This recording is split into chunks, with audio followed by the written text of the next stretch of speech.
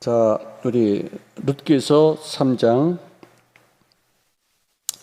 3절에서 5절까지 읽겠습니다. 우리 룻기서 3장 3절에서 5절까지 함께 다시 한번 읽겠습니다. 시작. 그런즉 너는 모욕하고 기름을 바르고 의복을 입고 타작마당에 내려가서 그 사람이 먹고 마시기를 다하기까지는 그에게 보이지 말고 그가 누울 때에 너는 그가 눕는 것을 알았다가 들어가서 그의 발치 이불을 들고 거기 누우라. 그가 네 할 일을 네게 알게 하리라 하니 룻이 시어머니에게 이르되 어머니의 말씀대로 내가 다 행하리이다 하니라. 아멘.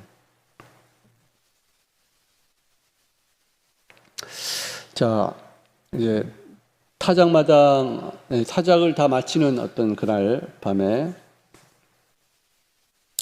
늦도록 파티가 열렸었겠죠.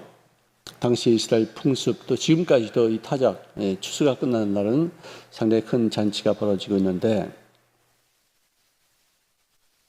이 파티가 늦어지면은 성문이 닫혀서 출입할 수 없기 때문에 그래서 그날 밤은 주인도 별도로 준비된 그 야영의 텐트에 캠프에서 아마 잠을 자기로 이렇게 되어 있다고 생각이 듭니다.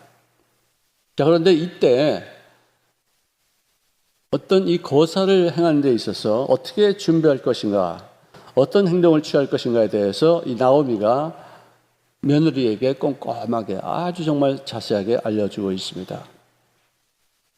먼저 몸을 깨끗이 씻으라. 그리고 기름을 발라라. 우리로 말할 것 같으면은 오늘 말하면 향수를 쳐라. 어떤 이런 정도로 되겠죠. 또 결혼할 때나 입을 수 있는 아름다운 옷을 입어라. 이 영어 성경에 보니까 put your the best dress, best clothes. 그러니까 네가 가지고 있는 옷 중에서 가장 최선의 것을, 제일 좋은 것을 입어라. 그런 것입니다. 그리고 어둠이 깔리면 몸을 숨겨서 파티를 지켜보고 있다가 미리 확인해둔 그 주인 보아스의 침실로 들어가서 그의 발치 이불을 들고 거기에 누워라 라고 명령하는 그런 내용입니다.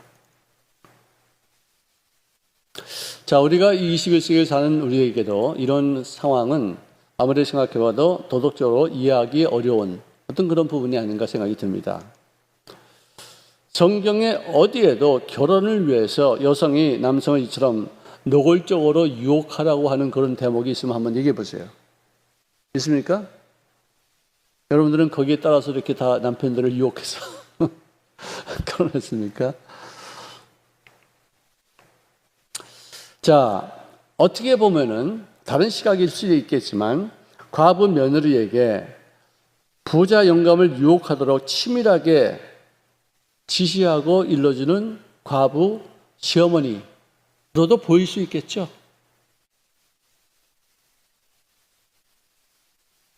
깊은 밤 혼자 사는 남자의 이불 속으로 단장한 여자를 밀어넣다니 혼자 사는 게 아니라 혼자 사는 게 아니고 혼자 자는 겁니다. 여기. 자, 나오미는 그렇다 손 치더라도 시어머니의 이런 부도덕한 계획을 그대로 따르면서 젊은 과부가 야밤에 남자의 이불 속으로 돌진해 들어간다는 사실 자체, 우리가 그동안에 가지고 있었던 룻에 대한 아주 그 순수하고 정말 효가 넘치는 아름다운 어떤 그런 이미지가 일순간에 무너지는 어떤 그런 순간이 될 수도 있다는 것이죠. 우리 지금 현대의 문화적 잣대로나 도덕적 잣대로도 아주 불순하게 보이는 발치 이불을 들고 거기 누워 있었다.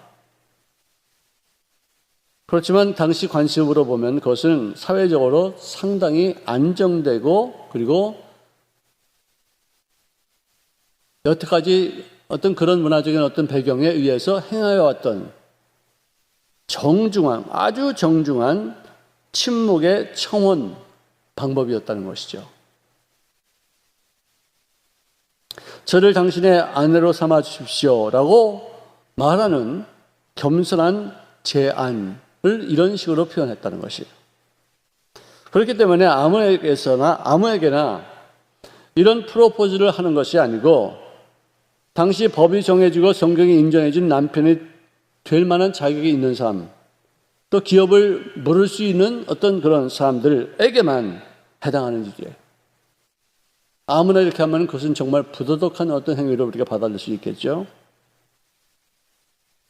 자, 그런데 성경 어디를 우리가 보더라도 나오미와 이 롯의 합작품, 이런 계획을 부정적으로 평가한 대목은 한 군데도 없더라는 것이고, 그리고 이런 제안을 받은 보아스도 그녀를 아주 부도덕하게 아주 정말 천한 여자로 비하한 그런 어떤 대목도 하나도 없었다는 거예요. 그래서 우리가 성경보다 더 거룩하지 않은 그런 존재이므로 성경에서 말하는 것을 너무나도 쉽게 힐난하고 비판하고 또 나의 잣대로 인해서 그것을 이렇게 평가하는 것은 아니죠. 안 되겠다.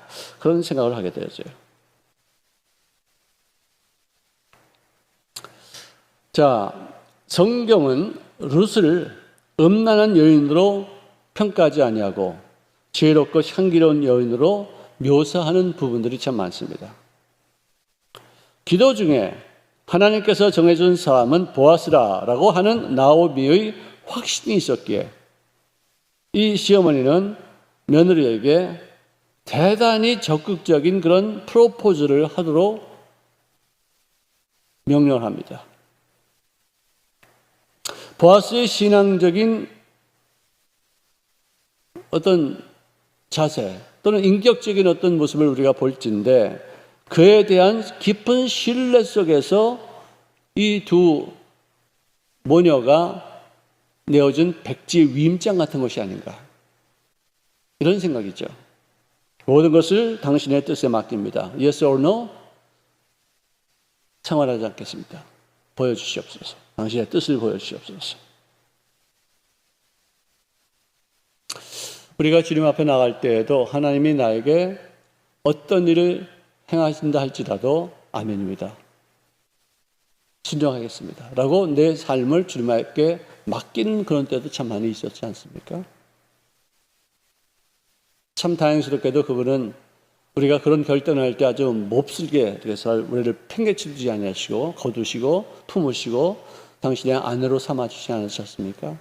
그분이 나의 신랑이잖아요. 영적으로 보면 신랑이고 나는 영적으로 보면 그의 신부이기 때문에 그가 나를 품어주셔서 나에게 당신의 씨앗을 여기다 심어주시고 그를 통해서 이 땅에 많은 당신의 열매를 맺게 하시는 어떤 그런 모습으로 우리를 받아주지 않으셨겠습니까? 우리를 절대로 짓밟지 아니하시고 오히려 멋진 작품을 만들어서 오늘날 우리가 살고 있는 이 시간과 이 물질을 더 하나님 앞에 맡길 수 있는 어떤 자세를 갖추게 하시는 그런 모습을 볼 수가 있어요. 요즘 참 정말 많이 어렵습니다. 오늘도 우리가 오늘부터 모든 예배는 온라인으로만 할 수밖에 없어요. 이것도 뭐 어떤 잣대가 있어서 나름대로 다 평가하고 어떻다 저렇다 무슨 말들도 막 하고 하지만 우리 주님께 맡겨야 돼요.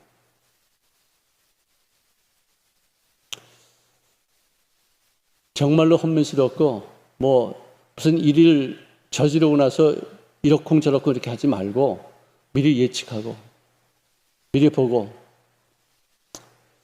정말 진중하게 모든 일들을 다 해야지 다 끝나고 나서 뭐 이런 말 이렇고 저런 말 저렇고 이러쿵저러쿵 뭘 해봤자 무슨 의미가 있겠어요.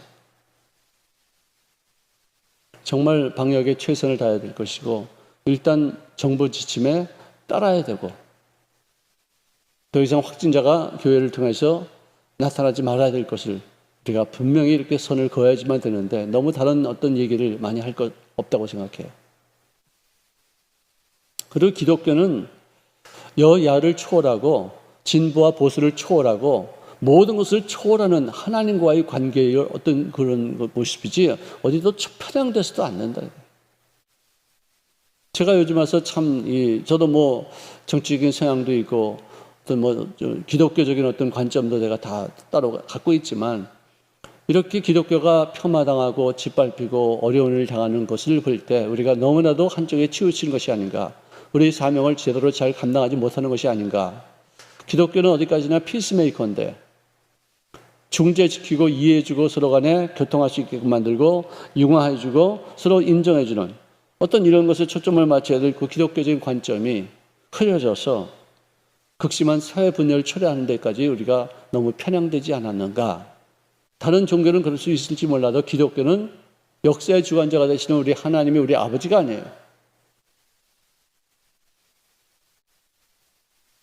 그런 생각을 해요. 내 말도 틀린 말일 수도 있어요.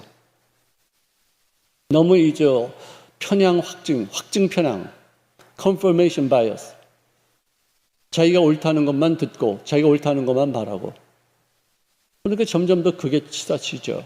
서로 상대방의 이야기도 좀 들어보고 여가 잘못한 것이 뭐고 잘하는 것이 뭐고 야가 잘못한 것이 뭐고 야가 잘하는 것이 뭔가를 잘 절충할 수 있는 어떤 그런 모습으로 우리가 중재 역할을 해야 되는데 기독교가 너무나도 한쪽으로 치우치는 것이 아닌가 그런 생각도 했어요.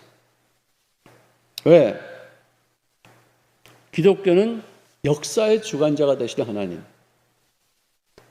그래서 우리에게 어떤 어려움이 생기고 우리에게 어떤 손실이 있다 할지라도 그분이 우리 아버지가 되시고 그분이 행하신 일이라면은 그걸 감내해야 되는 거 아니에요?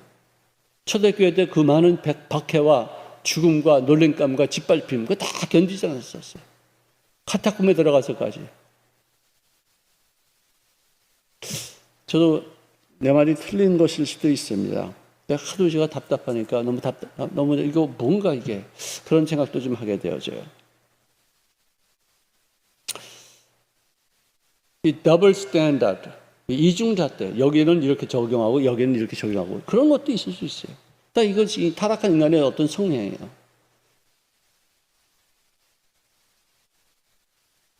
그런 걸 우리가 감내하면서 그걸 품을 수 있어야 되고 그걸 갖다가 중재 역할을 좀 해줘야 되는데 어느 누구도 기독교적인 어떤 그 리더들이 그런 일에 관여하지 않고 그냥 묵묵히 가만히 있는 것도 참 가슴 아픈 일이고 모르겠습니다. 제가 이 조그만 머리가 어떤 일을 내가 또 나도 이것도 하나의 어떤데 개인적인 어떤 이 확증 편향이 아닌가 하는 생각도 좀 합니다만은 여러분들 그때 당시에 한 여인이 남자 침실에 그 발치를 들고서 들어갈 수 있는 거 판단할 수 있죠. 어떻게 이렇게 부도덕할까? 이 무슨 여자가 이런 여자가 있는가? 그렇지만 그것을 우리가 잘 이렇게 역사적인 배경이며 시대적인 어떤 것들을 우리가 살피면서 이해하듯이 그래도 어떤 지금 현재 우리가 그동안에 보수적인 측면에서 너무나도 많이 치우쳐서 북한과 아주 완전히 적대 관계를 갖고 있었다면은 진보가 나타나서 좀 서투르지만 아직도 좀 해야 될 일이 많이 있지만 어떤 일들을 하면은 북한과 조금 더 이렇게 가까이 하려고 이렇게 노력하는 것 그런 것도 조금은 우리가 인정해야 할 것은 인정하고 그렇지만 너무나도 또 이 공산화되어지는 어떤 그런 거는 우리가 좀 용납이 안 될 수 있죠. 그 중재야 중재. 교회 안에서도 서로 막 다투고 말이지. 저도 전화를 뭐 별데서 다 받아요. 다 우리 교인들이에요. 다 그분들 천국 갈 사람들이에요. 이 땅에 사는 동안에 잠깐 동안 100년도 채 안 되는 그 조그만 그 기간 동안에 자기가 치우칠 수 있죠. 하여간 여러분들 기도 많이 하시고요. 방역을 우리가 위해서라도 이 마이크도 이렇게 좀 씌우고 이렇게 좀 그리고 깨끗하게 방역하지만 이런 보이는 것들 이것 좀 우리가 물론 이것으로 감염되지는 않을 수 있어도 그래도 가시적인 효과가 있어야 되지 않겠어요? 시각적인 효과라도 우리가 좀 더 강화시키고 정말 우리 교회는 방역을 위해서 최선을 다한다는 어떤 그런 마음가짐으로 한 사람도 더 이상 확진자가 있으면 안 되겠다. 정말 그때 당시 그 확진자 한 번 생겼을 때 그때 오는 그 충격이 얼마나 컸는지 몰라요. 다시는 그런 일이 생기지 말아야죠. 왜? 인간의 생명에 관계된 문제니까. 이런 부분을 우리가 좀 더 잘 인식하고 좀 더 그런 데 좀 초점을 맞출 수 있기를 바랍니다. 자, 우리 시간에 다 함께 나라와 우리 민족을 위해서 기도하시고 대통령과 우리 모든 국무위원들이 이 난국을 잘 헤쳐나갈 수 있도록 지혜를 달라고 우리에게 기도하시고 하나님께서 그들에게 지혜를 주셔서 올바르게 깨우치고 올바르게 분별하고 올바르게 이끌어 가시는 리더가 되기 위해 여러분들 성경에 로마서 13장인가요? 13장.